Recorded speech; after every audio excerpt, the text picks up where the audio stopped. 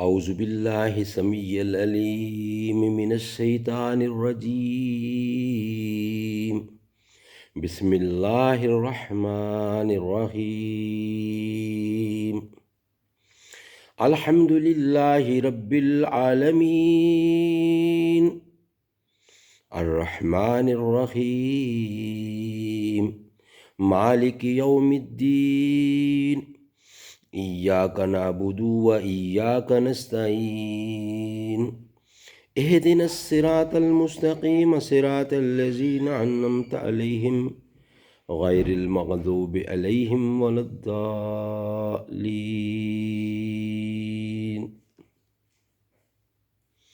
صدق اللہ العلی العظیم وصدق رسولہ النبی الکریم ونحن ولا ذلك من الشاہدین والشاکرین والحمد للہ رب العالمین۔ سورۃ فاتح مکہ میں نازل ہوئیں، اس میں 7 آیتیں ہیں۔ شروع اللہ کے نام سے جو بے حد مہربان نہایت رحم والا ہے۔ سب تعریفیں اللہ کے لیے ہیں جو پالنے والا سارے جہان کا، بے حد مہربان نہایت رحم والا، مالک روز جزا کا۔ تیری ہی ہم بندگی کرتے ہیں اور تجھ ہی سے مدد چاہتے ہیں۔ بتلا ہم کو راہ سیدھی، راہ ان لوگوں کی جن پر تو نے فضل فرمایا، جن پر نہ تیرا غصہ ہوا اور نہ وہ گمراہ ہوئے۔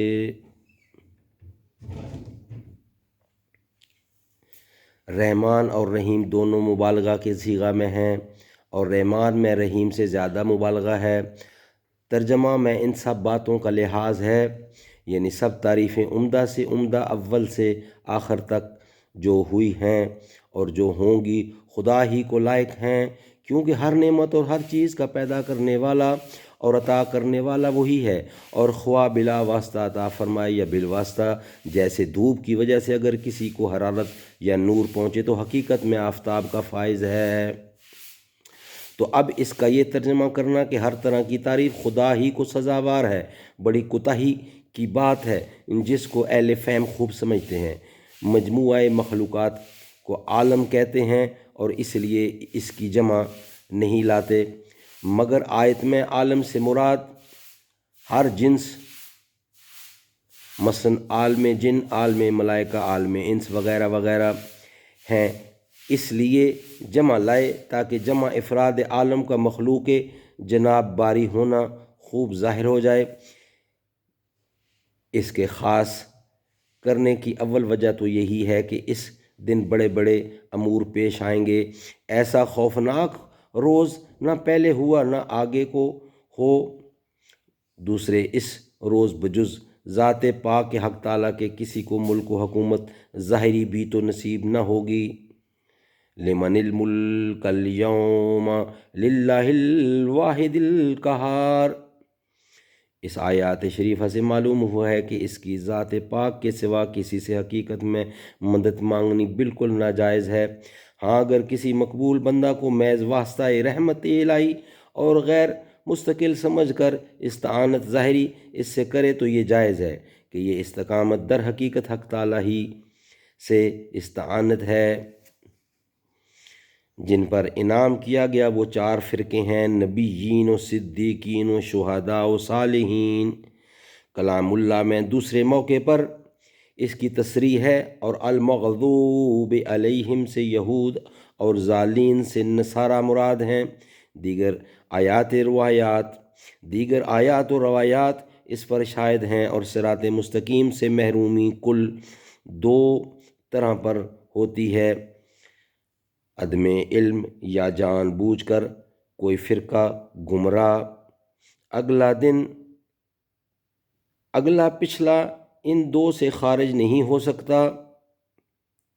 سو نصارہ تو وجہ اول میں اور یہود دوسری میں ممتاز ہیں۔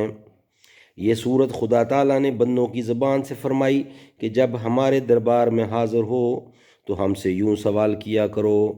اس لیے اس صورت کا ایک نام تعلیم مسئلہ بھی ہے اس صورت کے ختم پر لفظ آمین کا کہنا مسنون ہے اور یہ لفظ قرآن شریف سے خارج ہے۔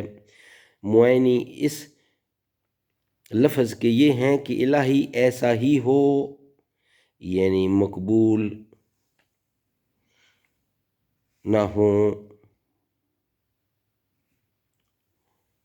یعنی مقبول بندوں کی پیروی اور نافرمانوں سے علادگی میسر ہو۔ اس صورت کے اول نصف میں اللہ تعالیٰ کی ثنا و صفت اور دوسرے حصے میں بندہ کے لیے دعا ہے۔